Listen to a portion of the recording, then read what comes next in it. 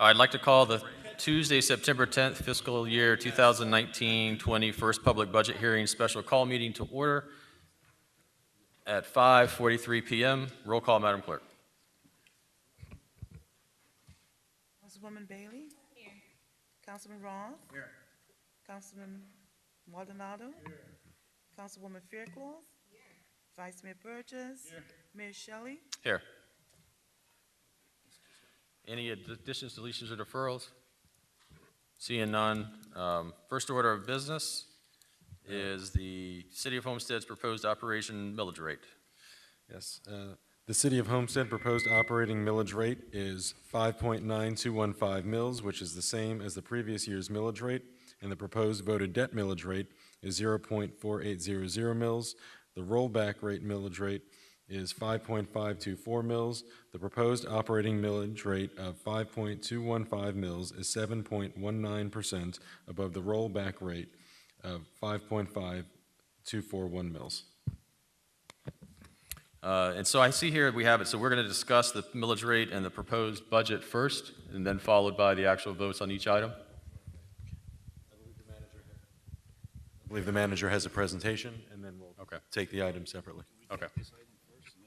Go ahead, City Manager. Sure. Okay, we're going to lower the light so we can see the screen a little better because the light is coming from outside.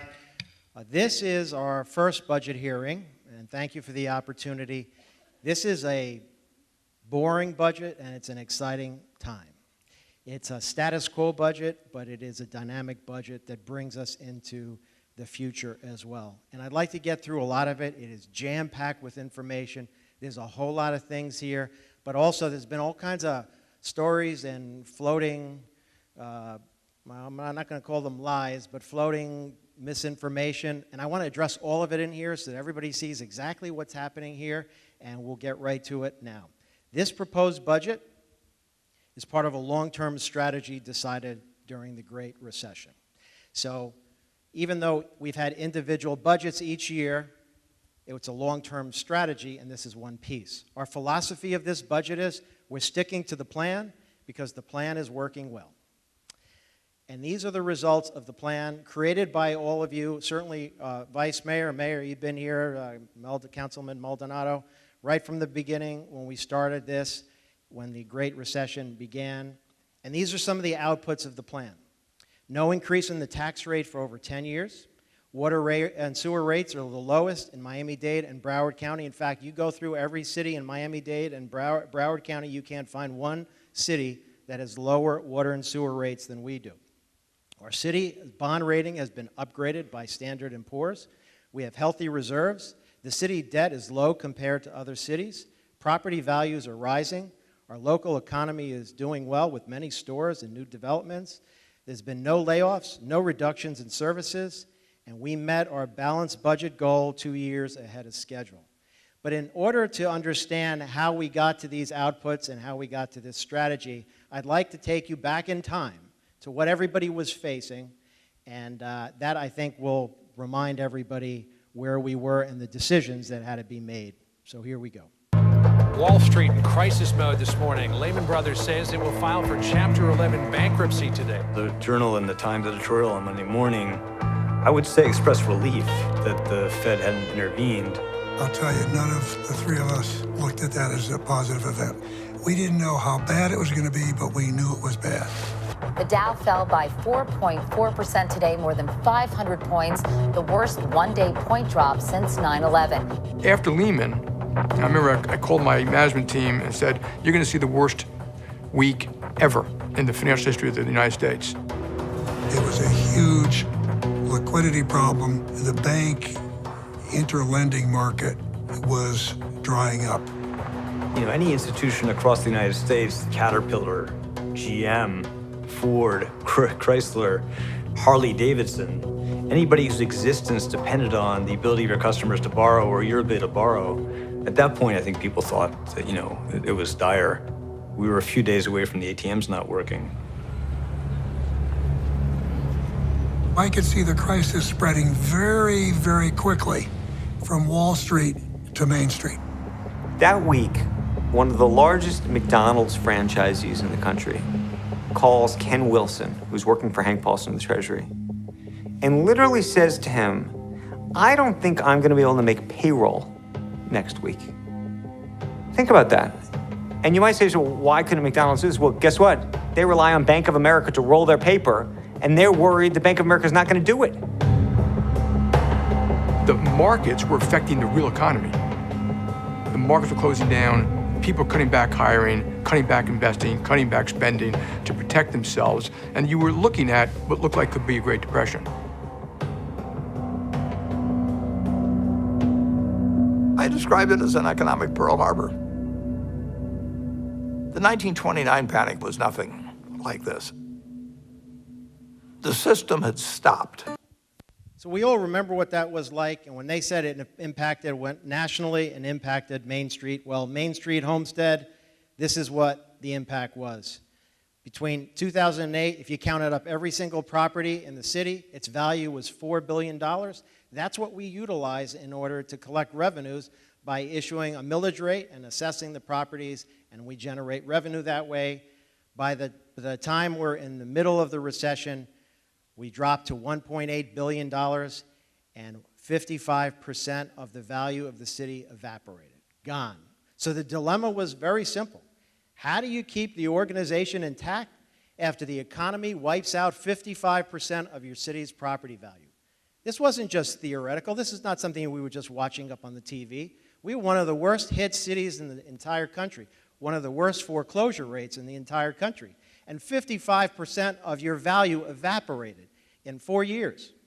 So it begged the question for those sitting on this dais, should we lay off employees? Because one way to solve your budget gap, because when you lose 55% of your revenues, that means unless you cut expenses or you find some other way to generate revenue, you have a budget gap. So what are you going to do now with your budget gap? Are you going to cut your way out of the problem? Should we lay off employees? Other governments asked that question, many facing similar issues as we were. Their decision, cut employees.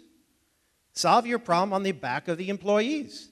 Miami-Dade County, cuts police, parks, libraries. We read all the headlines. The city of Miami, cut salaries, pensions to avoid doomsday scenario. North Miami Beach, police facing layoffs. Hialeah Council reduces fire staff. Hollywood, firemen face pension cuts. West Palm Beach, city budget means fewer cops on the beat. Sweetwater teeters on bankruptcy amidst political power struggle. So this is what the solution was of many governments all over the country, particularly in South Florida, not in Homestead. And this gesture of loyalty and faith and support to your staff did not go unnoticed. It was not just an economic decision, it was a strategic decision. Because this is an organization of people. And when the people that work in this organization are supported, they produce better, they produce a better result for the public, and we see that over and over and over again. So the pivotal moment, do you cut your way out of this problem at the back and expense of the employees? The answer was no. Okay, what about employee benefits? Because this is a funny question, because once in a while I hear people say, oh my God, you're building all these buildings, and how come we can't get better raises? Why can't we get more? The facts are the facts. The buildings that we built here in the downtown were built with revenues that are not recurring revenues from the general fund, which means, for example, when you go out to bond for a police station or a Seminole Theater, you can't say, geez, we're not going to use that for the Seminole Theater, we're just going to give raises and more benefits for the employees. So I just want to debunk that now for anybody who thinks, oh, geez, why didn't I get more? And I can't get more because of all these buildings. But this was the pivotal moment back then was, what do you do with salaries and benefits? Because these increases are real. These increases contributed to the expense. The bulk of the budget is salaries and benefits. Health insurance went up almost $7 million by 2018, a 220% increase. The general fund, $6.7 million increase in the salaries alone over the course, because you can't go through 13 years or 15 years or 20 years without raises. Cost of living goes up, and you have to support your employees. And of course, pension costs have gone up too, particularly during the downturn of the economy. Pension costs become higher because they rely on their investments. So all these expenses were real expenses that had to be dealt with.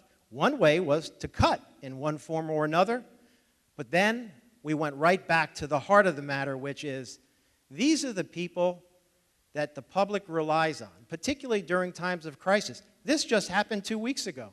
We don't know whether we're going to get hit with a Category 5 hurricane or not, but whether we did, we had employees out there breaking their backs, filling sandbags. We had different departments out there. We even had police officers out there shoveling sandbags, managing the traffic. How many sandbags did we hand out? 21,000 sandbags in 2 days. That is the dedication of this staff, in the hot sun, no less. And it was hot out there. And so the decision to support your staff has paid off time and time and time again, and I appreciate that. The staff appreciates that, and it's important to understand the reaction that we got from the public, because you could see how grateful they were for those that served them in the time of crisis, and we're very grateful to the public for the support they have shown the city staff. So it wasn't going to come on the backs of the employees. So as people think now, 10 years later, why didn't you cut expenses? We could have cut. We could have laid off employees. We could have cut benefits. We decided that wasn't a good strategic decision. So we're not going to cut our way out of the problem. Next option was, can we tax our way out of the problem? And year after year after year, I would sit and pray, hopefully maybe one day everybody's going to wake up and say, oh, maybe we can get more revenue by raising taxes, and that's a great idea. But when you're in the middle of a recession where your friends and your family and your neighbors are losing their jobs left and right, and their health insurance is getting cut, and people haven't been really supportive of this concept. So when you ask the question, should we raise the taxes, you certainly want to ask, what do you think is going to happen with the public if we do that? And this is what we thought would happen. We thought there'd be an angry mob. We actually thought that people would be really, really mad. And we thought maybe there's other ways to solve this problem without going to the taxpayers first. And so comes the strategy of how to deal with that. Well, there's one other thing. And so each year, here we are at budget hearing. We drop the millage rate twice, and then we keep it the same year after year after year after year. We haven't had a tax increase, a tax rate increase, millage rate increase in a very, very long time. Should we close parks, cut city services? Because that's something you can do too. We can close some parks. We can reduce. We don't have to hand out all those sandbags. We don't have to pick up the bulk as much as we do. That'll save some money. Again, we thought, people need service. They want service, particularly during times of crisis. So this is what we left with. This was what was left on the table. The strategy, limit spending growth. And what that meant was we're going to say no a lot. I think we need more police officers. I think we need more parks. Every single department head has come to me asking me for more staff, and I'll show you why, and those are reasonable requests. But we had to say no a lot to a lot of people. We also said if we're going to invest, spend the money that we have, non-recurring revenues, on growing Homestead's economy so that we can grow our way out of the problem. And finally, we have budget gaps each year because that's what happens when 55% of your value evaporates. So naturally, you're going to have budget gaps. And so the idea was find rainy day funds within all of our funds and use those to fill those budget gaps and slowly grow our way till we have a balanced budget. So anybody that says, oh my God, they use fund balance, what a shock. There's no shocks here because we've been talking about that every single year, where we're pulling the funds from, what our approach was, where the strategy was, and why we were doing it. And we always promised we're going to make sure that we don't draw too much so that we end up with nothing, that we always have safe, healthy reserves, but also we keep with the discipline on the spending growth so that we don't make the gap worse. Because some cities, what they do is they keep filling the gap with non-recurring revenues and the gap keeps growing, the spending keeps growing, they add more things. Next thing you know, there's no reserves left, and now they got a giant hole they can't get rid of. We said we'll slowly grow our way out of the problem, and at some point, we'll end up with balanced budgets. That was the strategy. Now, disciplined spending, why department heads, city staff feel we're understaffed. This is why, and they're absolutely right. 2005, we had a 40,000 population. 2019, estimated 76,000, 90% increase in population. Now look at this. In 2005, when we had 40,000 people, we had 440 staff. 2018, we have 477. Our staff has grown 8% with a population that's grown 90%. And so when you think about it, the more people you have, the more people need service. It's just common sense. And so when you have 8% more staff and 90% more people to service, that is a huge burden on the employees. So now you think about it. Imagine having cut people on top of that, or punished them for a bad economy and cut their benefits. Not smart now, strategically, as you're providing service. Look at the police. They grew 29% with a 90% population increase, and they have basically, the more people they have, the more service. It's just it's as simple as that. More cars on the road, more people calling 911, way more activity with 29% increase in their staff with 90% increase in the population. Limited spending growth strategy looks like this. It looks like in 2007, you had a general fund of $47 million, and 13 years later, your budget has only grown by $3 million, and you had a 23% increase in the CPI, 28% increase in the population from 07 to then, and you've got 7% more money. That's what you call financial discipline. Do I like it? No. Would I like more staff? Yes. But to hear people woulda, shoulda, coulda, I'd like anybody to answer any of those questions and tell me what would you have done differently. Would you have cut staff when you can't even keep up with the population you have now? Would you have taken the economy and put it on the backs of your employees? Or would you have continued to grow your budget deficit till you have no more reserves left? Which one is it? That's what I'd like to know.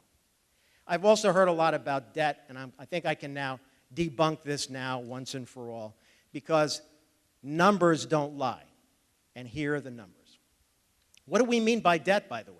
There's two kinds of debt. The kind of debt that you borrow money. So, for example, you go to the voters and you say, can we have $21 million to build a police station? And we're going to pay it off over 30 years, and we're going to charge you 50 or 60 bucks on your tax bill. And so it'll show up on our books as $21 million in debt, and we'll pay it off over 30 years, and it'll be backed by revenues from property taxes because you committed to that expenditure line. And every year it'll be there. It vacillates. Every year it goes down slightly, but it's there. It's a guaranteed revenue source. And it's the reason why bondholders buy your bonds is because it's guaranteed. There's no speculation. There's, oh my God, who's going to pay for all this debt? It's a guaranteed payment backed by property taxes. So that's the one kind of debt. And then if you open up your financial reports and you see what's called liabilities, there's two other big numbers in there, one of which is called pension liabilities. And what they do with that is they look and they figure out how many people that have guaranteed pensions, and if you take the full actuarial value of their lifespan of those employees, how much is all that needed to pay out over time? And they assess a number to that. So it could be 15, 20, 25 million. And then there's another number called OPEB, other post-employment benefits, and that's basically this. Your employees, when they retire, are allowed to buy the same insurance plan that our city employees buy. And what GASB, which is a Government Accounting Standards Board, requires is that you add up how much would it be if all those employees buy their own insurance, not the city, and you book that as a liability. So about $50 million of the liability, I'm going to show you the entire liability. It's about, Carlos, about $50 million? Somewhere around there? Between GASB, how much? $40 million. You'll see it right now. Total liabilities, the monies that we borrowed backed by revenues, and also other liabilities that are paper liabilities stretched out over time. Wow. Oh my God, $175 million. That's the first sticker shock reaction, because if you're playing it cheap, right, the old cheap shot, look at that $175 million. What a disaster. But when you put it in context, then you say, okay, somebody's trying to pull the wool over my eyes. Here you go, North Miami Beach. They have, what is that, 46,000? A lot less people. I don't know what percentage that is, 30, 40% less. Their liabilities are $195 million. Lauderhill, 72,000 population, $200 million. Deerfield Beach, I wanted a few cities in there that have similar populations, $253 million. Boynton Beach, 77,000 population, $270 million. Coral Gables, less population, $429 million in liabilities. Hialeah, 239,000 people, $909 million in liabilities. Miami Beach, slightly more than us, 93,000, $2.1 billion in liabilities. And Miami, the city, $2.6 billion. We're talking about liabilities here? Come on, please. Bond rating. This is another thing I've been hearing. Facts matter, and it's important to see. I heard, negative outlook, the city's bonds are in trouble. Nonsense. This just came out, December 20th, 2018. Direct quote from the report. S&P, Standard & Poor's, Global Ratings raised its underlying rating to A+ from A. Let me repeat, raised it to A+ from A on the taxable transportation system revenue bonds. And you know why that's important? Because those are the bonds directly related to Homestead Station, where I've been hearing all this nonsense about, oh my God, it's this whole pyramid scheme. And all. Standard & Poor's looked at that financial package, where the money is coming from, how it's backed up, and they said, we're going to raise it from A to A+. Okay? At the same time, S&P revised the outlook to stable from negative and affirmed A+ long-term ratings. Now, why the negative, right? Why were we on negative with S&P as we are with Moody? Because any city that draws from their fund balance each year in order to balance the budget, if you do that more than 1 or 2 years, they say, you know what? I don't know whether this government is going to start drawing so much out of the fund balance that they're going to end up wiping it all out and still have this big hole. So what we're going to do is warn our bondholders, if this thing continues, we will drop the bond rating a notch. And I'll show you the chart. So they both put us on what's called negative outlook. S&P saw we had our first year of a balanced budget. They raised our bond rating and removed the negative outlook. And Moody affirmed our bond rating and just said to us, we want to see a continued balanced budget, and I certainly would recommend to this body that we continue with the strategy, because if you decide, you know what, we're going to start adding more expenses and we're not going to bring in more revenue, they'll drop you, because they want to see balanced budgets. And if you don't keep up with your utilities and raise rates at some point, because we hadn't had a rate increase all those years, 10, 15 years without rate increases, they'll drop you.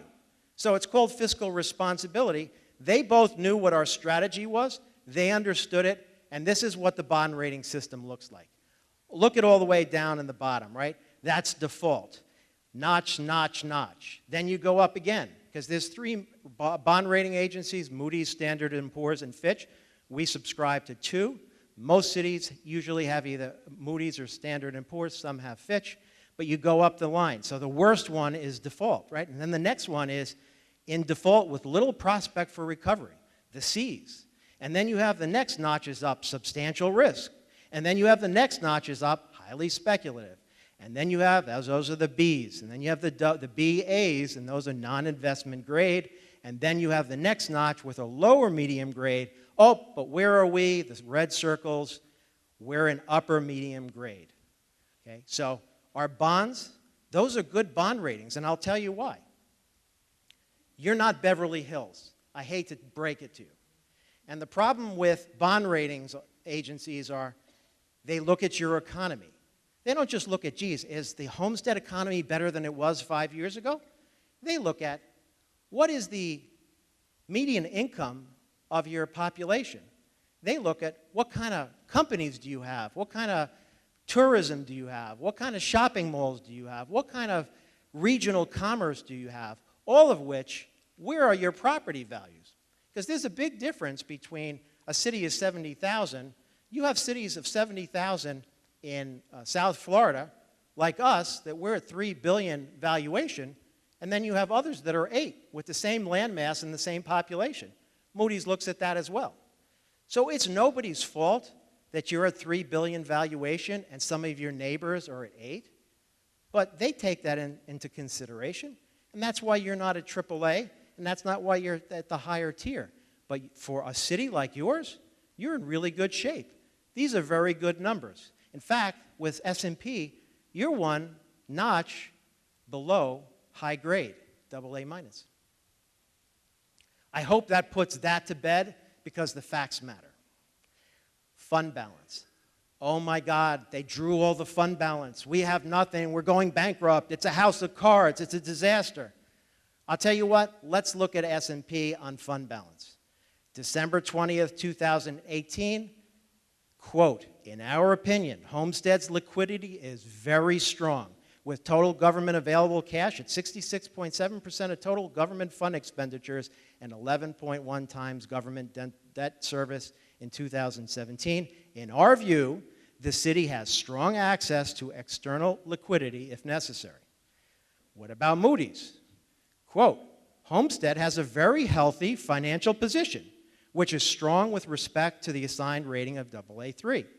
The city's cash balance as a percentage of operating revenues is notably above the U.S. median, despite significant contraction between 13 and 17. You're darn right there was significant contraction because we used some of the fund balance in order to balance the budget. But even with that, they say we're above the median in the United States. And oh, by the way, that report was February 18th, 2019. So who are we kidding here? $16 million is your spendable fund balance, a healthy number by any standard. The strategy is working. Look at that. We're now at $3.14 billion. National economy has helped, the housing market, new construction, and yes, the investments that we've made in this city. We've seen for the first time in a long time the downtown property values rising. And so the good news is $3.14 billion. The bad news is you still have $850 million to catch up with. So we got to keep it going. And that's why I put on the philosophy is the strategy is working, but we got to keep it going. You start runaway spending now, who knows? On the other hand, if you can get some revenues in other places, God bless. I don't know if the tide has turned on the public's desire. One thing I know for sure is I've been here every year watching. I didn't see a line of people coming up to that podium saying, please raise my taxes. I didn't see anybody saying that, not many. Okay, the revitalization plan has been central to this. And so it's important, once again, to remind everybody, because it's pretty easy to just drive around and see a fancy city hall. It is a fancy city hall. It's a beauty. And it's also a 100-year building. This is a building that will be here for 100 years. This is a building that says Homestead matters. This is a building that can withstand Category 5 hurricanes. This is a building that investors looked at going up and said, this city is serious about its downtown. This is a building that says the city has skin in the game. And that is why the person that was willing to invest for the first time on the west side of the city in the downtown said in public that this building was the tipping point in his decision to invest all that money into the entertainment complex. It's also an amenity for the public because many who don't hang around the downtown, but there will be more once everything is in place, will see the plaza area outside is very well utilized. It's not just for events that we have there, but on any given evening, because I see it outside my window every night, and also evenings, weekends, people use that plaza. It's like a park. For many people, it's an important space where they enjoy life, family life. They sit there and they eat their ice cream and they just enjoy their children. We even had the world's largest cell phone charging station during Hurricane Irma. I can't tell you, we had hundreds, if not thousands, of people out there every day charging their cell phones until the power turned on. And of course, it was also a hotel for many of us during Hurricane Irma, which also speaks to your staff. So many people brought their families and their loved ones and their pets to come here and bed themselves in the building so they could get out as soon as the storm ended to tend to the needs of the city. And that's the value of a building like this, to make sure the city is prepared in times of crisis. So it's more than just a fancy building. And this, the first police station specially built for the police department in the history of the department. I mean, that statement alone is a disgrace. However, people made good and reversed that. And they built them their own police station. And like the other project, we built this on time and on budget. And this project was paid for by the taxpayers. They approved it by 74%. The money is not at risk. This is paid for through bonds. And yes, it shows up on your books as debt. And you know why it shows on as debt? Because it is debt. Because the voters said it's okay to spend the money. Go out and borrow it, and we'll pay it over 30 years. And it's on there, and it's a guaranteed payment. And Standard & Poor's and Moody's both know it's a good bet for their bondholders. And look at your department. We had this conversation last year, but it's only gotten better. It's not just the building. The building didn't do this. The people did this. The people that work in that department, the men and women of the department that are working their tails off when the population has grown by 90%, when we've had only 29% increase. And it has pained me for the last 5.5 years to see 3 or 4 malcontents come here in this well every month, attacking and accusing and making our police officers to be monsters. And they're not monsters. I know who the monsters are, and it's not them. And I can point out who the monsters are, but I'm not going to.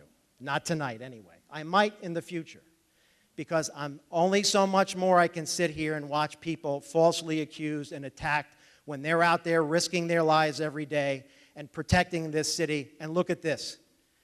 In 2011, 4,281 crimes. UCRs, those are the FBI stats. It's the total crimes measured through, it's a uniform crime report. Every city gets measured the same way.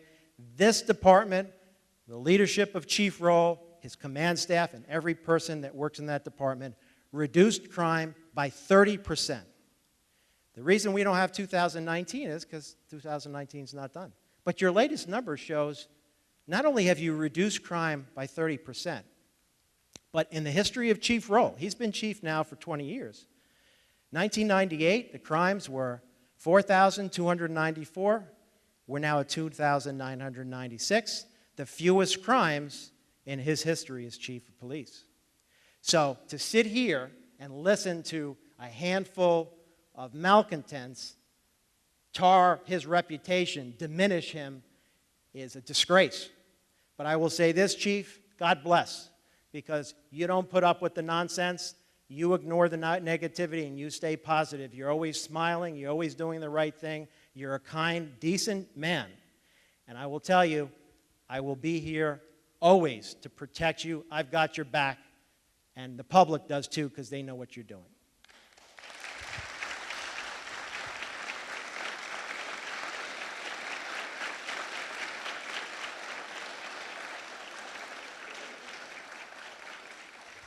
One last thing. Look at this number.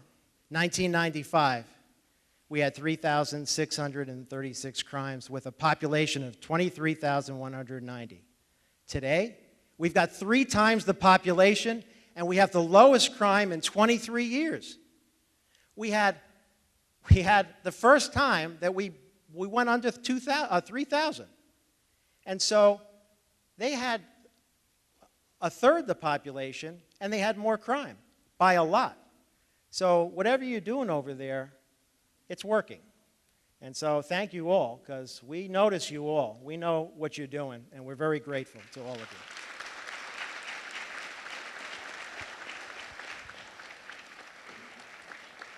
you. One last thing I'll say, because we have to remind ourselves, there's no greater mission in life than serving others.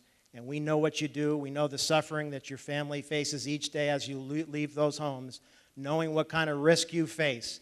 And we're very grateful to you all for what you're doing and pursuing God's mission and protecting us all. So thank you for that. Okay, Seminole Theater. I invited the Seminole Theater Board here because this is also part of your strategy.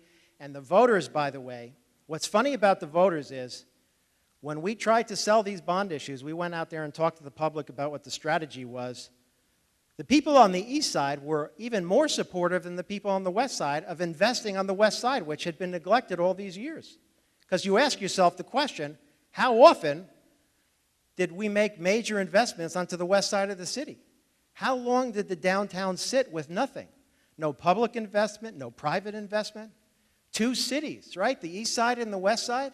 And meanwhile, the west side, the east side are the biggest cheerleaders of investing their own money, raising their own taxes to bring investment and try to encourage private development. Seminole Theater was one. Sat closed for 40 years. Historic 1921 theater, character. It's something that people wanted to preserve, but were people willing to support it? So you had to ask yourself two questions. Are people willing to invest the dollars? And can it succeed? We did a study. The study looked pretty good, like there'd be a good demand for it, but we didn't know. And you all took the risk because you said to the public, we'll go ahead and take this risk, but it could fail. Well, here we go. Get ready. Having been around for almost 100 years, the Seminole Theater has quite the history. Built in 1921, the theater originally opened on November 26, 1921 as a cinema, primarily showing the popular silent movies at the time. The Seminole Theater quickly became a place to go for entertainment and social gatherings in South Dade County and the Upper Keys. In March 1940, the theater burned down after a fire started on the stage. It was rebuilt later that year, and it was designed with the current Art Deco facade you see today. The Seminole closed its doors in 1979 due to financial trouble, and then in 1992, when Hurricane Andrew hit the Homestead area, the Seminole was not spared, and though its walls stood, the roof was torn off and the theater's interior suffered serious damage. In 1993, the theater owners donated the battered theater to the city, which designated it a local historic site 2 years later, the sole remaining example of art modern style in all Dade County. Years later, the national economy took a massive downward turn, and funding for the arts was among the first casualties of the prolonged recession. With a clear need for a cultural arts center, a place that could offer performing arts and entertainment opportunities for children, residents, and tourists, the people of Homestead voted to bring the Seminole Theater back to life in 2014, once and for all, lifting the curtain on a stage that had remained dark for decades. For Homestead's talented, the Seminole Theater has become the starting point of living the dream. It now operates as the premier performing arts center for the area, drawing artists of national and international acclaim while also showcasing local artists. For so many years, the Seminole Theater has fought for survival. Art, culture, expression, passion. It's time for these principles to not just survive, but to thrive. The Seminole Theater, then, now, forever. Yes, I'm coming home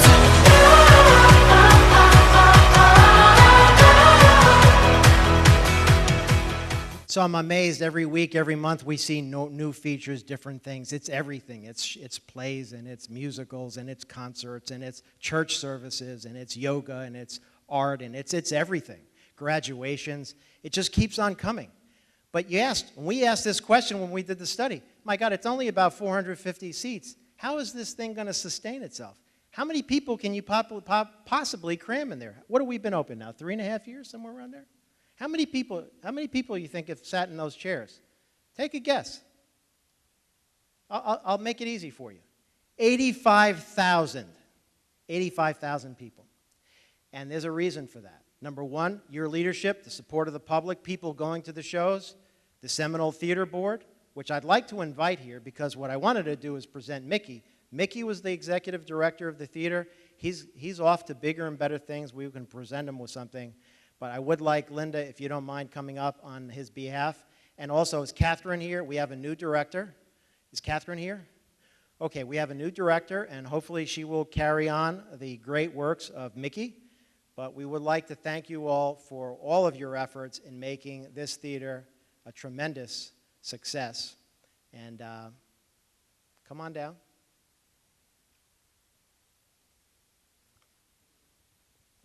This is for Mickey, as you bid him off. I know the mayor's going to do something for him as well when you guys have a little ceremony for him. But thank you all very much for what you've accomplished.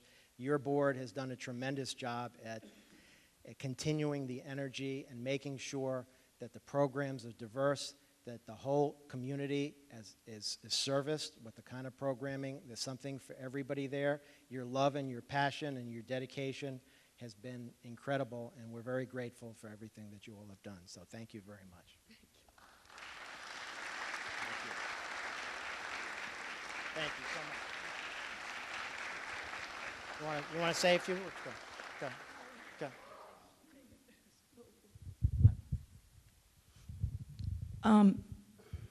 I have to thank the police too, because when we started walking the streets, out of all of you, there was 13 out of 130 policemen that helped walk to get that building built, along with 6 of us.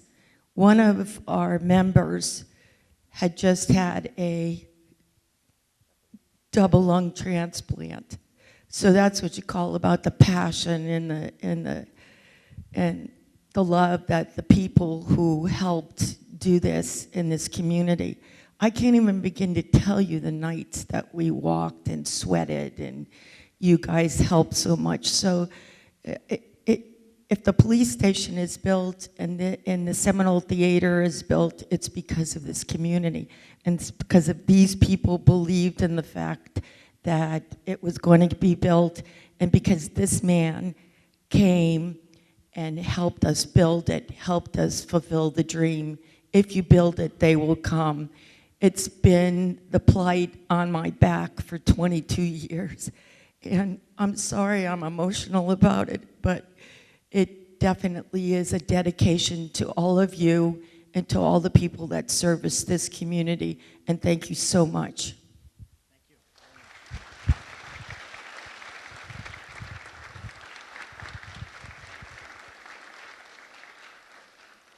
Then there's Homestead Station.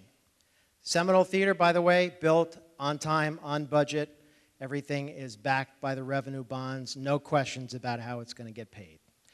Seminole Homestead Station, combination transit center, 1,100 space parking garage, paid for with transportation dollars and local option gas tax. This is how it works. It's very simple. Each year, the city gets an allotment for transportation funds, the half-penny sales tax. We don't control that, by the way. All we do is get the annual allotment. And through local action gas tax, which we don't get either. We just get them. The money comes in, it's an entitlement, it's an allotment each year. And we basically took out revenue bonds, and we pay for those revenue bonds with those funding sources. And that's how we were able to build this component, which is the transit center. This is where people will park. They will get on the bus system right now, but soon they'll get on the bus rapid transit center, which I'll talk about in a little bit. And to the left of that is a public-private partnership where we enticed, and we got this showbiz because we set up a booth in Las Vegas, and we encouraged them to come and see Homestead and encouraged them to run a theater. And then we had to find a developer that was willing to invest the dollars, $15 million of private funds in order to build this. And they did.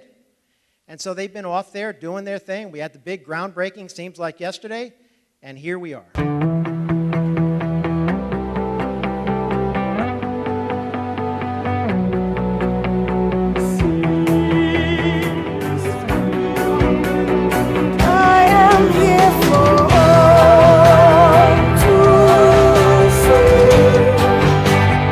In my bones there's dear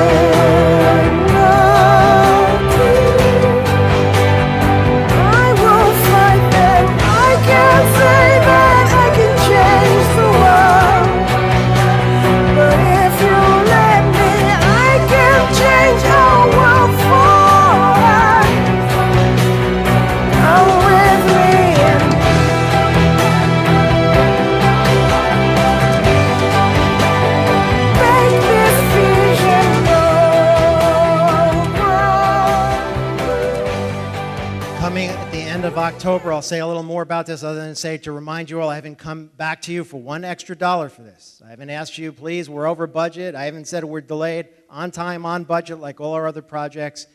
Expected just on the entertainment component, 400,000 to 600,000 people a year coming to the downtown. Movies and bowling and arcade and retail and restaurants. Exciting. And right next door, these are the new drawings, the renderings of the BRT station. Again, oh my God, there's another thing we're building. Who in God's name is going to pay for this? This is paid for by the county. They secured the funds. This is a system called BRT, Bus Rapid Transit. And these are what the stations are going to look like. This is what our station will look like. Raised platform.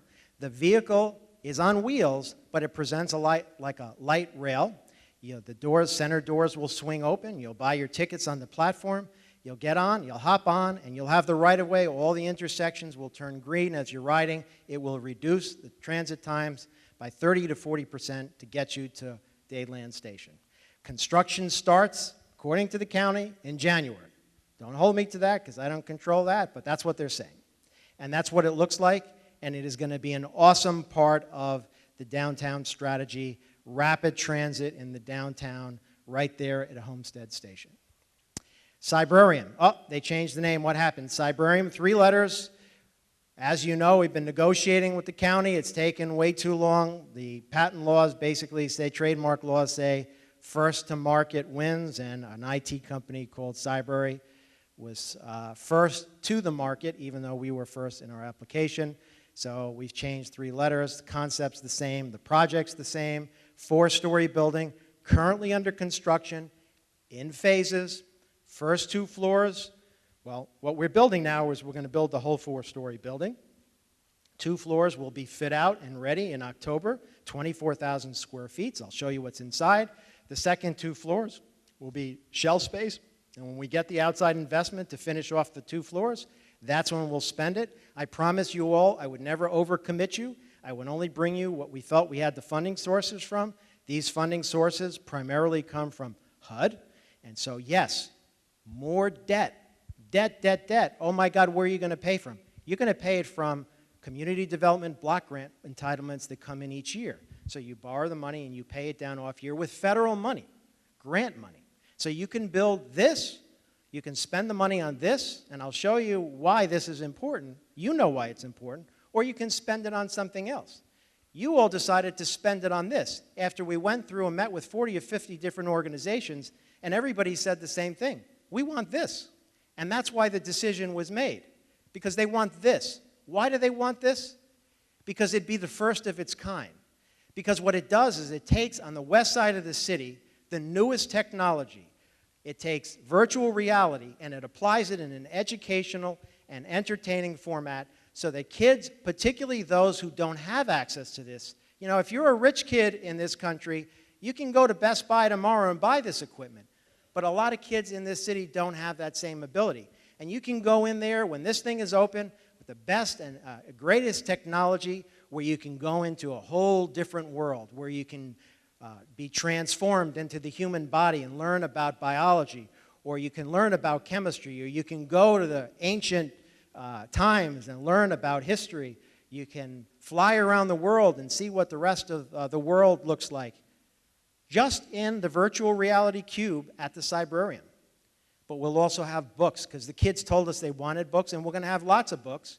And you're going to see this is just the child's room. This is Book Mountain. You can see the books and the shelves on the first and the second floor. The Teen Center, we want this to be the living room of the city for our teens. We want them to go up there and in a safe environment, a learning environment, a diverse community, east meets west, north meets south, people that go inside and they're living together, they're socializing together, they're learning together, and they're having fun together. We're going to have to keep an eye on them, Councilwoman, because when you put teens in a room like that, you know what it's like, but we're going to keep an eye on them, I promise. Here it is, folks. This is what we envision. This is the world we're trying to create. Come with me, and you'll be in our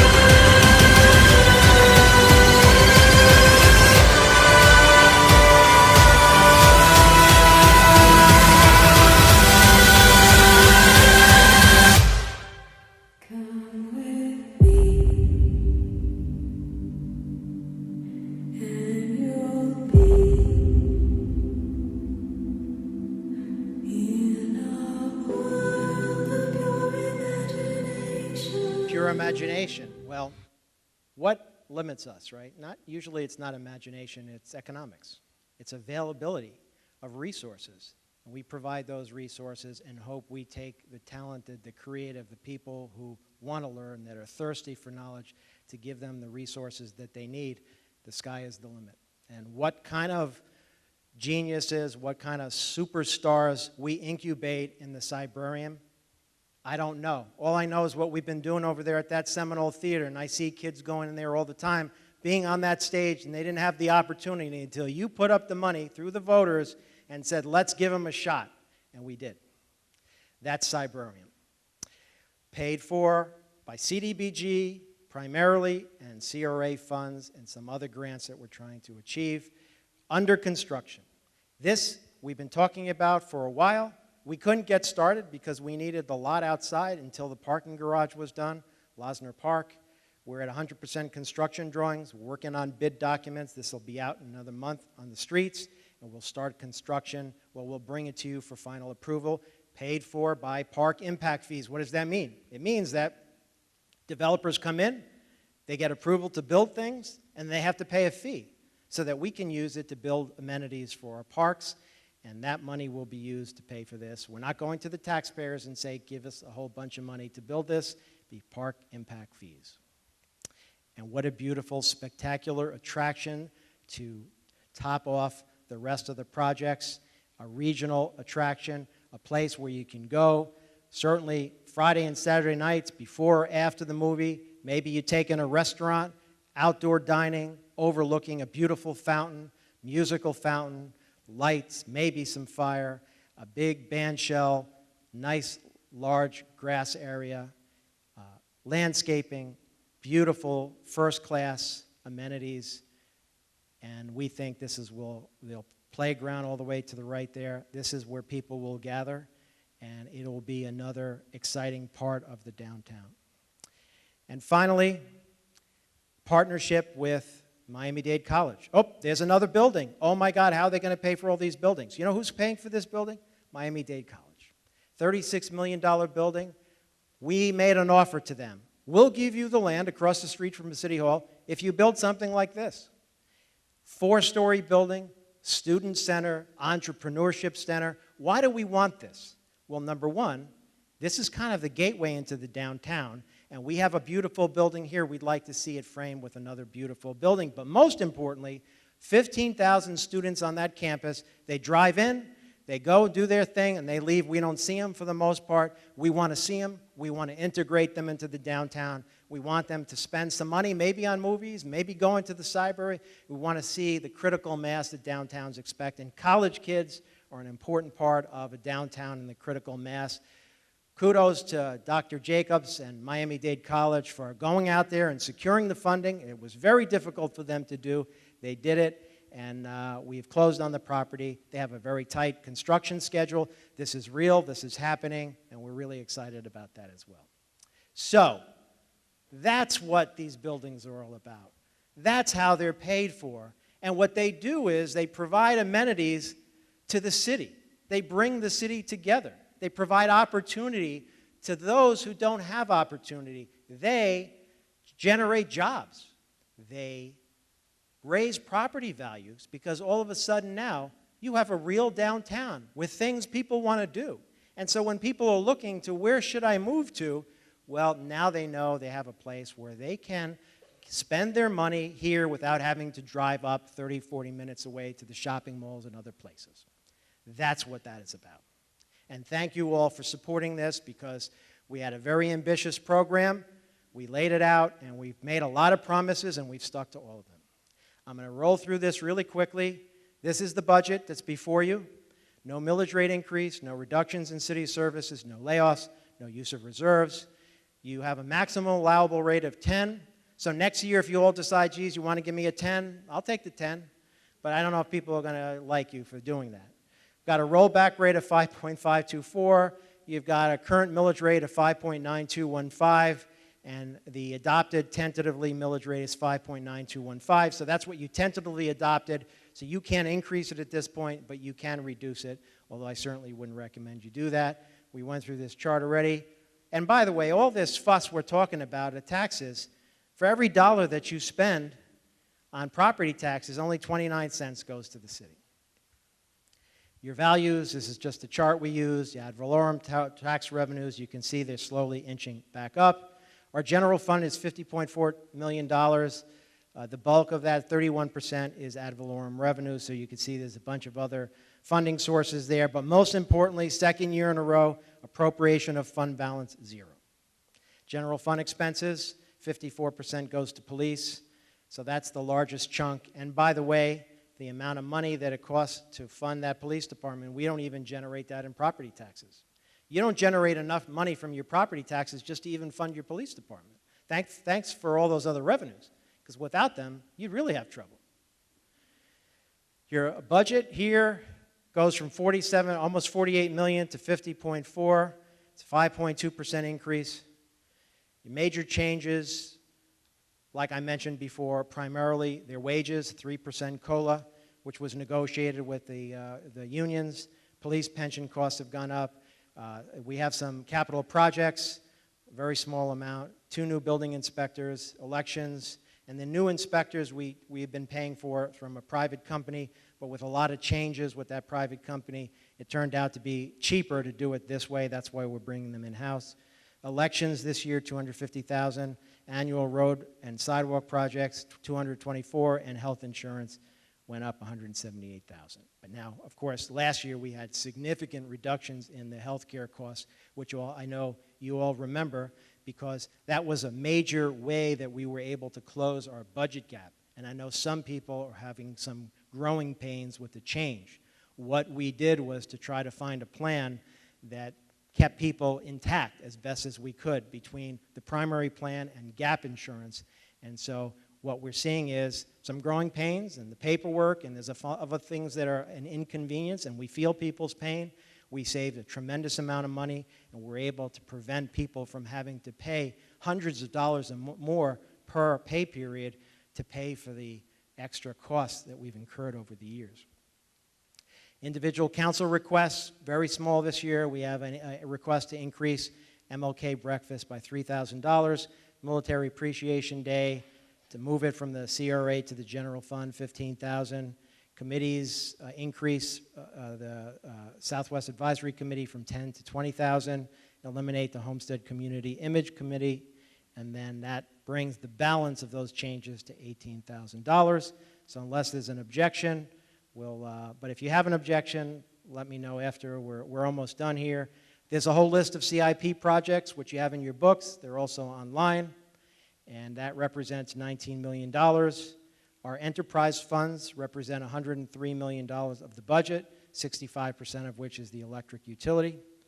All funds total, $194.5 million. See how that breaks down. And our proposed budget goes from $182 million to $195, 7% increase from the prior year, and very small increase in the staff, pretty much status quo budget. And what we're asking for tonight is adoption of the final millage rate from 5.9215, debt millage of, and that's the debt millage I was talking about right there. It's right on your bill, 0.48. And if you look on your tax bill, your trim notice, you'll see what that represents. We think Seminole Theater is what, about $13, $15, somewhere around there, and police station, $50, $60, depends on your property value.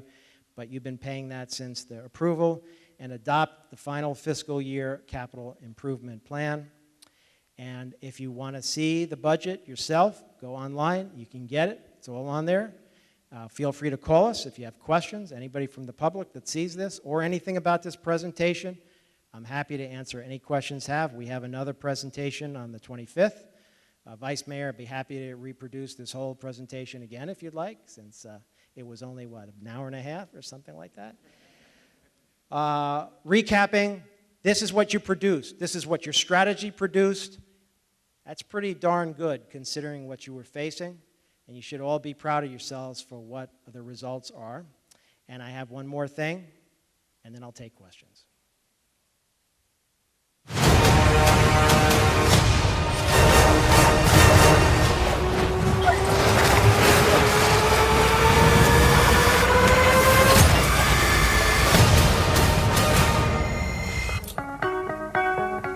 You're gonna build a car to beat Ferrari with a Ford. Correct.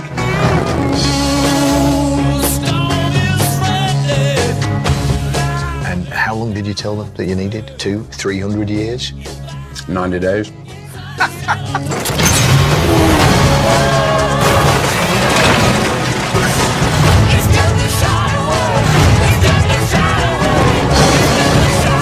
Do you think you can beat Ferrari?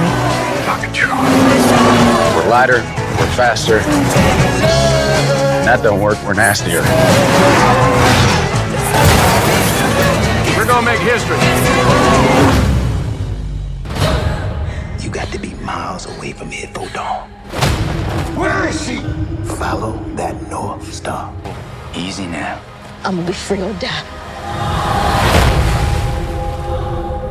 I don't know if you know how extraordinary this is, but you have made it 100 miles to freedom all by yourself. Why you back here? It ain't safe. I come to get you. Bring all of you to freedom. Do you know what would happen if you got caught? You got lucky, Harriet. I made it this far on my own, so don't you tell me what I can't do.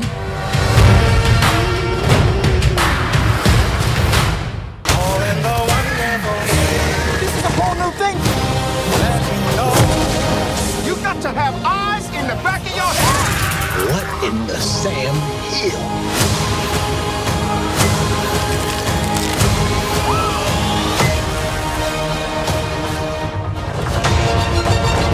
Elsa, the past is not what it seems. You must find the truth.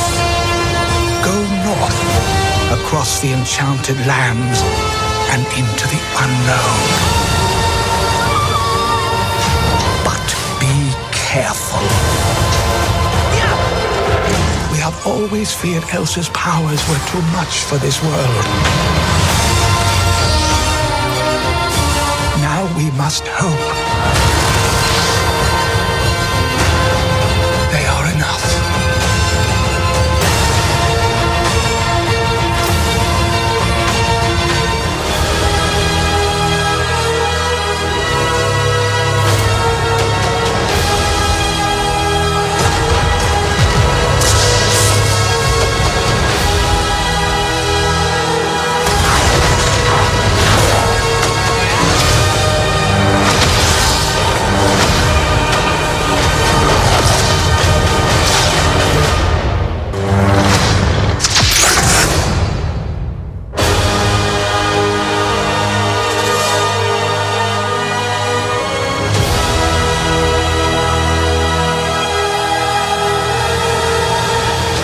That's just for starters. That's what your fall looks like in downtown Homestead.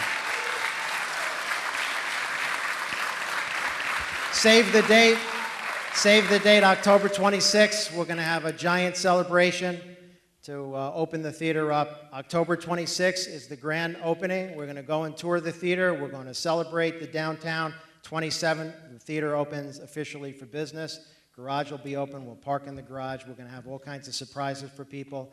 But this dream is becoming a reality. And the dreams that you all discussed years ago are coming to reality. And the energy and the excitement for something that has been neglected all these years is widespread. It's all over the city. And it's because of your leadership, and it's because of an amazing staff, all of which who have been running this government and doing their jobs on a shoestring budget. But they're loyal to each other, and they're loyal to the public because you're loyal to them.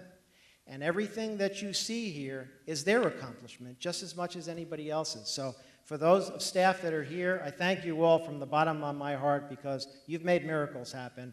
And I'm very grateful to each and every one of you for your energy and your spirit and your commitment to mission and the people of this city. I know what you do, and I know the lives that you impact on a daily basis by what you do, and it doesn't escape me. I can't be everywhere, but I know and I see and I feel, and what I feel is something very special that's going on here. So with that, I'd be happy to take questions, and thank you all very much.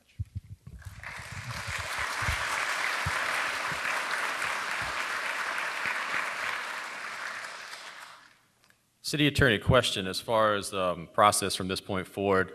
Should we have all of our discussion at this point with any questions we might have or comments we might have regarding the budget, and then you introduce the items, or would you like to introduce the items and then just have us a joint discussion?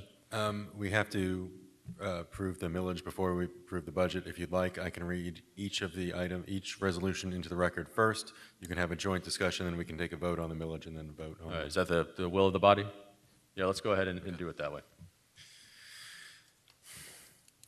Tab 1 is a resolution of the City Council of the City of Homestead, Florida, establishing a proposed operating millage rate of ad valorem taxation and establishing a proposed millage rate for debt service on the general obligation bonds for the fiscal year beginning October 1, 2019 and ending September 30th, 2020.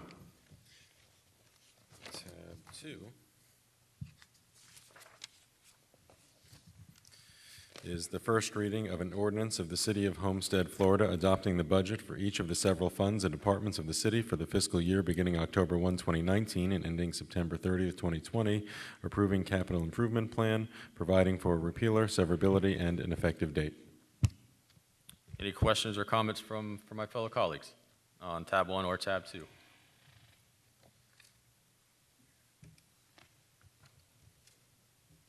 Vice Mayor Burgess.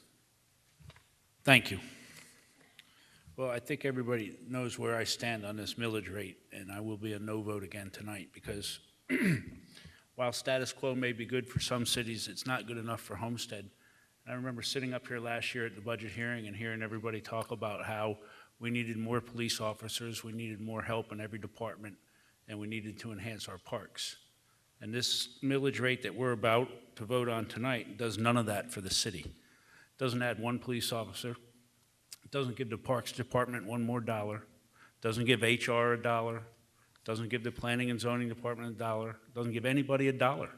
And as we sit here and speak about it, we can deflect all we want to with these nice videos and all that stuff, and I appreciate them, and it's hard work to get there. But we're deflecting the truth by showing the downtown buildings and all that, because they're there, they're paid for, you stated it tonight. Nothing around them is being enhanced, whether it's the police department or the downtown aesthetics itself. Nothing is being enhanced, and that kills me to sit up here and do it again tonight, and that's why I'm a no vote, because nothing is being advanced except for certain buildings and things like that in the community. And we did have people come here last year and tell us that they would vote to increase the taxes for public safety and parks and things like that. So I'm not believing that. And status quo, as I said, is not good enough for me as I sit here for my last budget hearing. Thank you. Thank you, Vice Mayor. Any additional comments or questions? Before I open up to public, I just want to thank City Manager and City staff. I mean, you can hear the passion that you have, and I know your staff has, for all that we've worked for over the last 9 or 10 years, and it's been a risky strategy. A lot of us, when we went through this, I know I was very nervous when we ultimately initiated and determined that this was probably the only way and the best way for us to solve the problem that we've been placed in, given the financial downturn and the fact that, the only solution was to grow our way, out of the problem. And so I know every year that we went by and we weren't able to close that gap, and ultimately, we had to use our fund balance to kind of fill that gap. It made me nervous because ultimately, at the end of the day, if it wasn't successful, if we weren't able to grow our way out of the problem, it would look like a bad decision in hindsight. But ultimately, we stayed by the course, and I thank my colleagues for being willing to take that and work hard and ultimately, stay the course and hold the line. And we were successful. And 2 years ago, as the manager stated, 2 years ahead of schedule, we were able to finally balance this budget with no need to use fund balance. And this year, we actually have a small extra amount of money. I asked Carlos, he said we have $5. So I know it's not much, but, but I know he's exaggerating as well so that I don't try to spend it.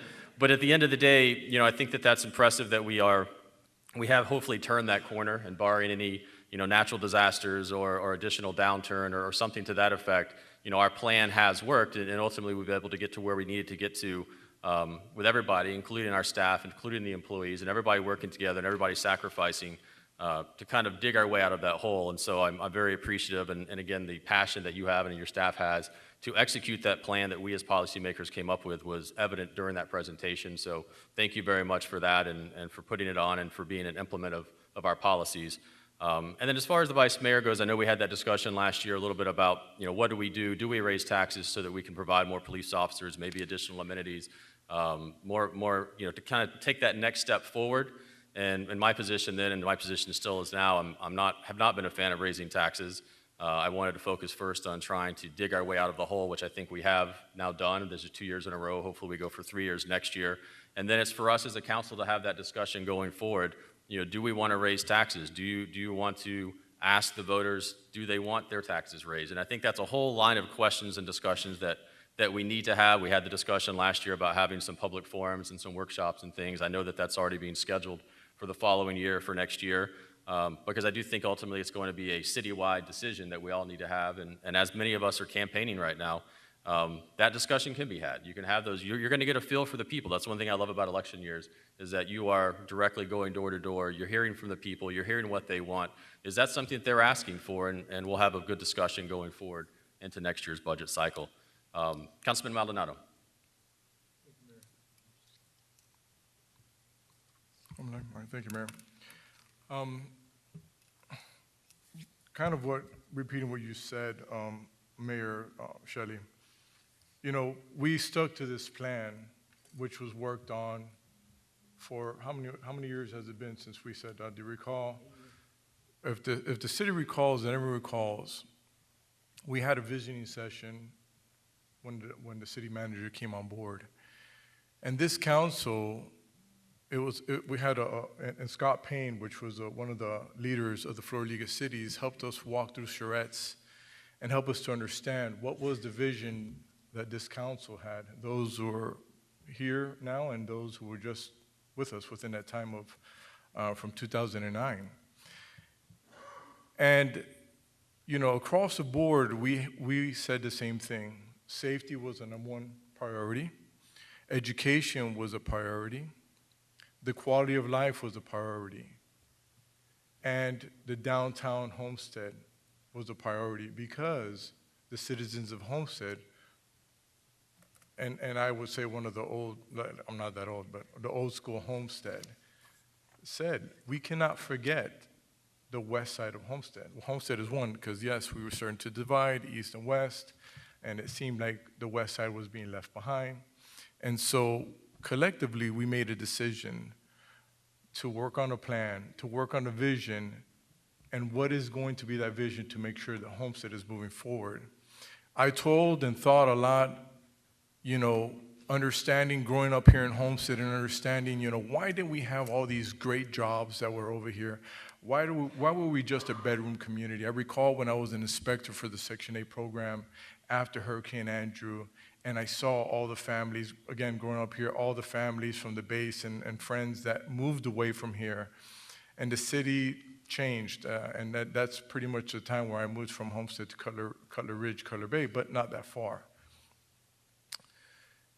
And I recognize that Homestead had a hard time growing, but I understand now, once I got involved in government.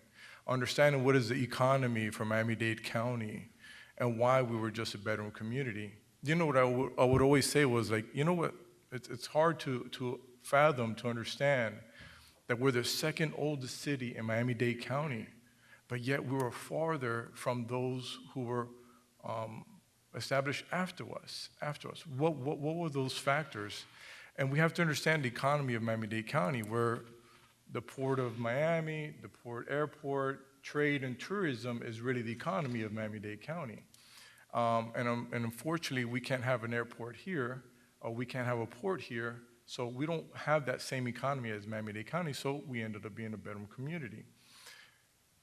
So it's been hard for this city to really grow because we don't have the infrastructure and the tax base that the city of Doral has, that the city of Medley has. Yeah, there are some cities out here that have a serious tax base. You see our tax base here, it was presented today. It was mostly out of homes, but there are cities here in Miami-Dade County that have a tax base that are business-based, economy of industries. That's why they do different than us. And so we have to do it on the backs of the people of homes and businesses. The more businesses we bring in, that'd be better for us. So, you know, it took courage for this council to make those decisions that we made back then. It was a vision, it was a plan, and we stuck to the plan. And that was the main thing. It's not easy to make that, like Mayor Shelley just mentioned. It was a tough decision to say, hey, we're going to take, not a risk because it wasn't a risk, well, it's a risk, but with proper information, because we have the right staff in place. We had a city manager that had a reputation of doing a stellar job. We had staff that had a reputation of doing the finance. Thank you, Carlos, for all that you do. He really gets on us about our budgets, and so he gives us no slack. I want to thank the staff at this time, but not only the staff that works in office, the police officers that are here as well. I want to thank you because if you recall that time, what it took for us to all say we're going to hold the line. We're going to hold off on increases on budgets, on COLAs, on insurance. We held off, and I want to thank you guys because without your support, we weren't able to do what we've achieved today. And it's because of you guys, the staff, the police officers, every employee in the city of Homestead that helped us out. We are here today where we're at, and it looks a lot better than what we started. You know, we talked about in that visioning session, what is going to be that idea or that's going to take all these tourists that are passing over to the Keys and to the Everglades and to all these national parks and get them to come to Homestead. Well, as you can see, it's happening. We have hotels that are here now. We have restaurants that are here now. We have a downtown area that people will come and visit, and we're still not finished. We're going to have a park that's going to be an iconic park, world renowned, and we still have some other plans in place that I think are going to put us in a position as a city to really move on to the next level, understanding what is the economy of Miami-Dade County, understanding that we don't have those industries that are in Miami-Dade County. We're Homestead. But I'm proud tonight of this budget because we're not borrowing money from the general fund. We have a true balanced budget. We have not been able, I don't know when's the last time you were able to say that, or if there was even a time. Matter of fact, as everyone knows, this city almost went bankrupt at a certain time. We almost lost our city and the ability to say we are the city of Homestead because of poor management at a time. And kudos to the economy, which put us in a fast track once the economy started growing. Of course, now we saw it went down. But when we came on board and we put the proper team in place, you've seen a result that we've not seen in all the history of Homestead, a balanced budget. I understand what our Vice Mayor Burgess is saying. It's not enough. We all want more police officers. We want more officers. We want more safety because that's still the top priority. But what we have here today is a balanced budget, and I want to thank the staff. And I just wanted to take a moment to thank the staff and our police officers and those that are out there. Please pass the word that I say thank you, because without you guys, we're able to accomplish what we set out to do. So with that, I yield my time and say I'm okay with this budget. Thank you. Thank you, Councilman Maldonado. Councilman Roth. Mayor, thank you. I just want to reserve time. I want down here from the public too, if there's going to be comments on that, and then I'll speak afterwards. Okay. Thank you. Sure. Seeing no additional comments or questions at this time, I'll open the public hearing. Vice Mayor Burgess. Thank you. A lot of the comments that I've just listened to seem to go back to 10 years ago. And that's fine for budgets that were set and that we've worked our way through and gotten to a balanced budget. But we should now not be talking about 10 years ago. We should be talking about 10 years in the future and laying a base for that stuff to improve the city to get there. And not worried about what 2009 was, what 2011 was. We should be worrying about 2029 and building a budget here tonight that gets us there. And that's not what we're doing in my eyes. Thank you. No problem. Councilwoman Fairclough. Yes, let me just say this briefly. I understand that we have to be forward-thinking, but I also understand and believe that we have to be very strategic about how we do this. And we mentioned this earlier. If there is an appetite to raise taxes, we have to do that with time. We can't wait until the budget cycle to say, why are we still having a status quo budget? It has to be done with time. So moving forward, we can have those conversations, but to initiate those conversations now, I think is very premature. So moving forward, we can talk about where we're going 10 years from now. But tonight, it's not the time to do that. And I reserve the rest of my comments after the public. Thank you, Councilwoman. Councilman Maldonado, do you have a follow-up? Thank you, Mayor. Just one thing, and I made a note here and I didn't say it, and it goes to our police officers, our union workers, our staff. You know, as you could see here, I mean, there was a COLA increase of 3% here, and again, I'm glad that happened, you know, because there was a lot of sacrifices that we've all done. But I want you to keep in mind to make sure we keep that balance. Just because we finally balanced the budget and now we're moving forward, just still be mindful. Like anything else, listen, I have everything paid off, I'm in a good place, but now I'm not gonna go out and buy the Ferrari. I'm not gonna go out and do reckless spending or purchasing. We're in a balanced spot. We need to look at what we have as a whole. And I think that we're in a good position, all the employees of Homestead. Again, you know, look at the county's budget, what's happening now.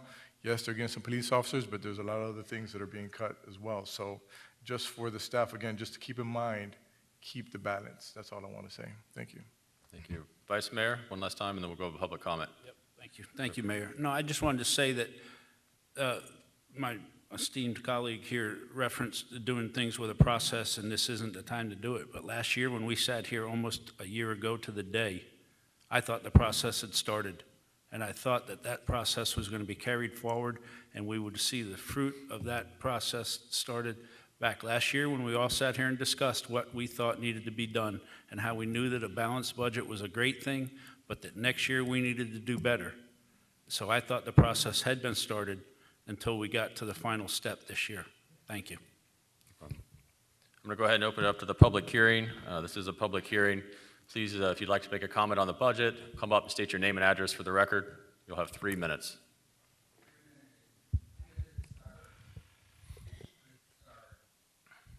Hello, folks. Edward Powell, 745 Southeast 18th Lane. Well, I happen to look every Sunday in the parade, and I look at the real estate. I look at what's sold and what's on the market. And I have logged for the last 6 years everything that's been sold in Keysgate. I can tell you to the penny what's been going on, what the resales are. Basically, it's a comp.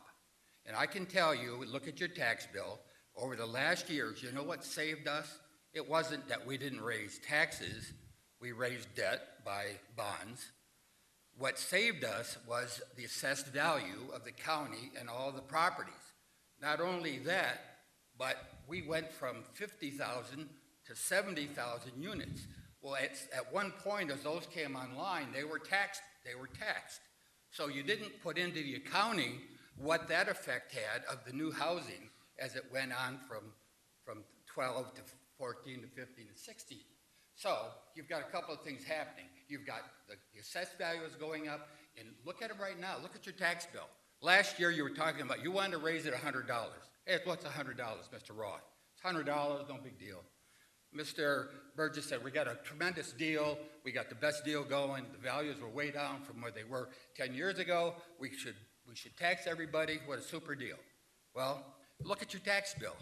Mine's gone up every year. Mine went up 12% last year, and it's gone up again 12% this year. Look at your tax bills. They've all gone up.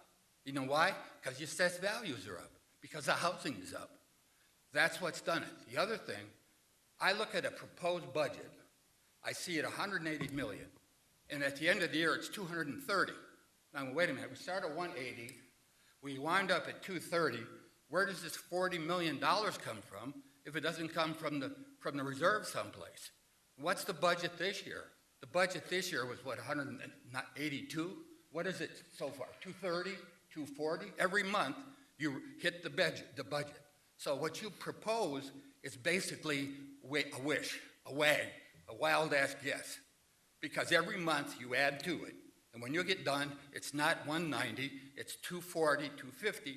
Where does that come from? I don't know where that $30 million comes from if you balance the budget and you don't steal from the reserves. Thank you.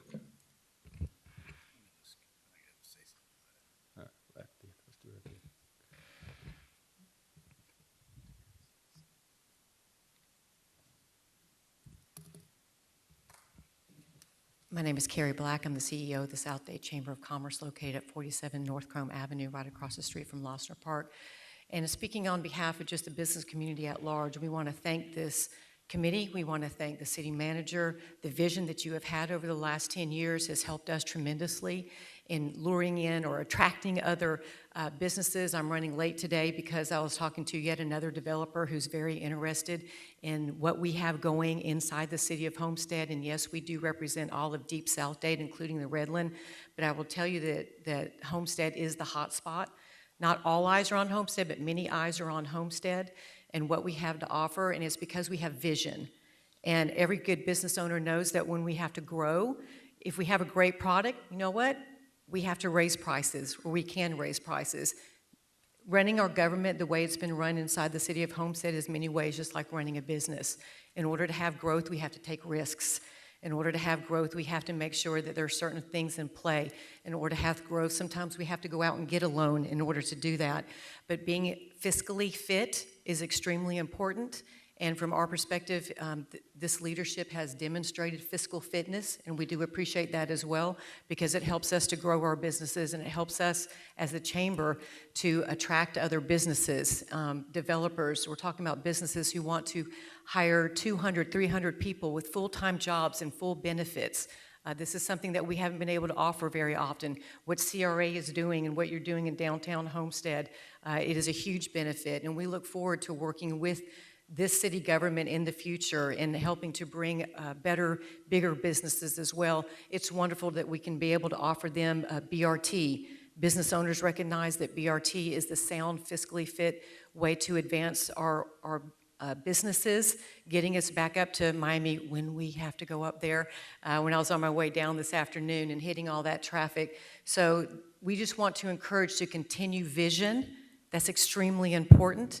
To stay on point, to be physically fit, and to we're here to offer our services and to be a part of that growth in the future. Thank you. Any additional public comment on tab 1 or tab 2? Seeing none, I'll close the public comment. Any additional comments or questions from council? Vice Mayor Burgess. Thank you, Mayor. Assessed values are set by the county. So this is the second year in a row that Mr. Powell has come and claimed that we've raised his taxes. We have nothing to do with the assessed value. That is determined by a county tax assessor who is elected, and then they send down to our finance department what the assessed values are and that. So When he comes up here and claims that we've raised taxes by the assessed value going up, he's totally false. Secondly, he called me out on my trim notice. My trim notice this year is exactly 50% of what I paid in 2005. So yes, my taxes are in half. And I know your taxes are lower this year than they were in 2005 too, Mr. Powell. So don't come up here with telling me what my taxes are, because I know what they are. I pay them. And they're exactly 50% of what I paid in 2005 this year. Councilwoman Bailey. Thank you, Mayor. I just wanted to echo as well my excitement with the new proposals from the CRA especially, as well as the downtown developments. And I just wanted to touch real quick on the ask for an increase in the SWAC budget. I know it's a big ask, and it's also a small part of our picture, but for those who don't know, the purpose of the Southwest Advisory is to help better the lives of the people in the Southwest. And as Councilwoman Fairclough and our Director of CRA touched on a little bit, whenever there is growth and a downtown thrives, it also can mean that the residents in the surrounding areas could be negatively affected.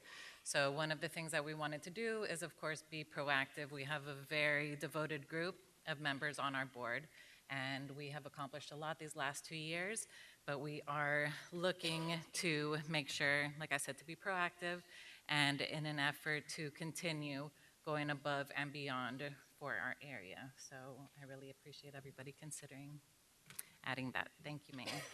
Thank you. Councilman Roth. Thank you, Mayor. Budget time again. All I can say is, you know, it makes me proud that George, your staff, all the department heads, all the employees, the police department, the chief, the colonel, everyone has sacrificed to balance this budget. And if I remember correct, this is year 2 of a balanced budget. It takes a lot of vision, takes a lot of leadership. It takes responsible department heads and people who actually care about the city of Homestead. The employees, the staff. You know, I witnessed it a week and a half ago when there was a Cat 5 screaming at us out in the Atlantic Ocean. And I stood with employees delving out 21,000 bags of sand, both at the southwest section and out at the baseball complex. And I never saw a more determined bunch of people working hard for this community, as we do up here, and as the staff does, to keep us financially, physically fit over the years. And I just want to give a shout out to you guys. Kudos. There's the other side of this, where does the rest of the money come from? And we're blessed to live in a community that people want to live in. Our property values are going up. Mr. Powell brought up a good point. The assessed values are going up. Development is still coming to the city, not only residential, but in commercial. That's adding to our tax base. And I asked Carlos an important question during one of the meetings.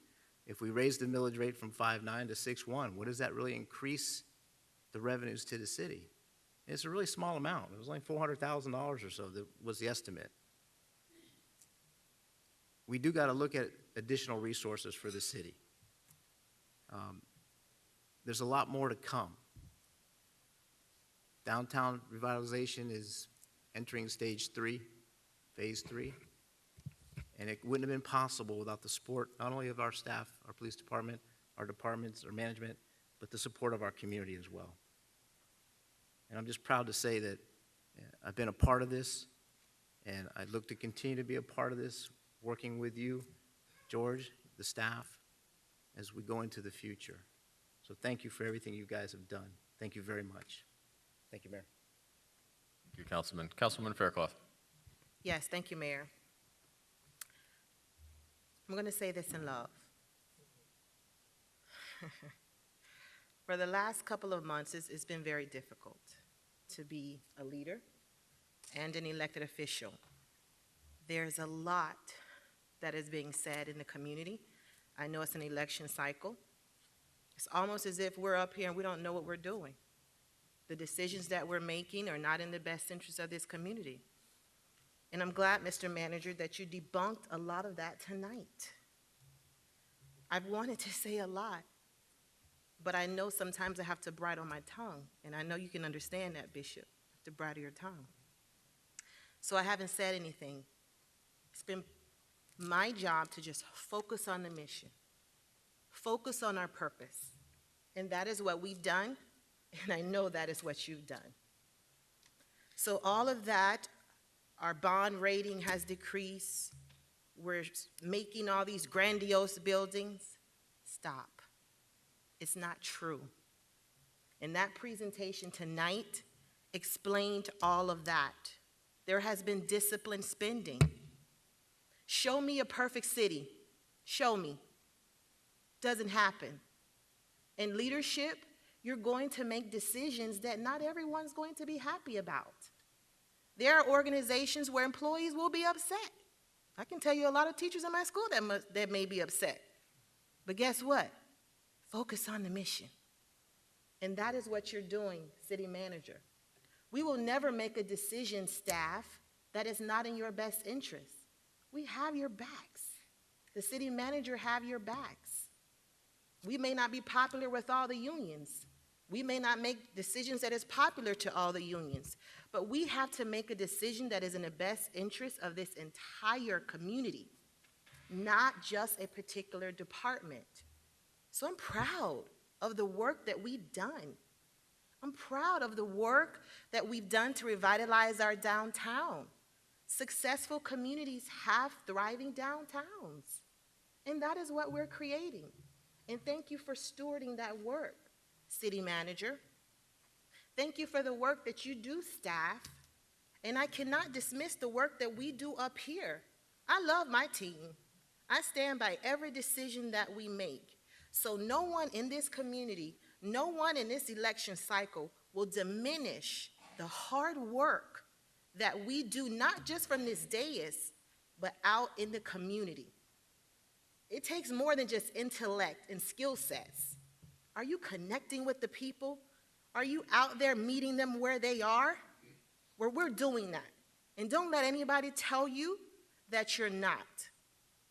Finally, you said something that I felt in my soul. There is no greater mission in life than serving others. Thank you for your service, and continue to serve this community with honesty and integrity. And as long as you do that, I will continue to support you. Thank you for the work that you do on behalf of all of us. Thank you. Thank you, Councilwoman. I had one other budget very specific item that relates to the Southwest Advisory Committee request. Before the next budget hearing, could you maybe provide some more specifics as far as what the dollars will be used for? I know in times past when we've increased budgets, typically there's been more of a specific request for it helps pay for staffing or it helps pay for or something to that effect. I support the concept, I support the idea, but just put some more detail. I'd like to see a little more detail, and that's all I'm asking, so perfect. Any additional questions or comments from council? Seeing none, do I have a motion to approve tab 1, which is the millage rate? Moved and seconded. Roll call, Madam Clerk. Councilman Maldonado? Yes. Councilman Ross? Yes. Councilwoman Bailey? Yes. Councilwoman Faircloth? Yes. Vice Mayor Burgess? No. Mayor Shelley? Yes. The motion carries. Yeah, I don't know why it shows that I voted no, but nevertheless. Do I have a motion to approve on tab 2? Motion. Do I have a second? Second. Moved and seconded. Roll call, Madam Clerk. Councilwoman Bailey? Yes. Councilman Maldonado? Yes. Councilman Ross? Yes. Councilwoman Faircloth? Yes. Vice Mayor Burgess? Yes. Mayor Shelley? Yes. The motion carries. Do we have a motion to adjourn the meeting? Moved and seconded. All in favor say aye. First budget hearing meeting is concluded. Give us 5 minutes and we'll start the count.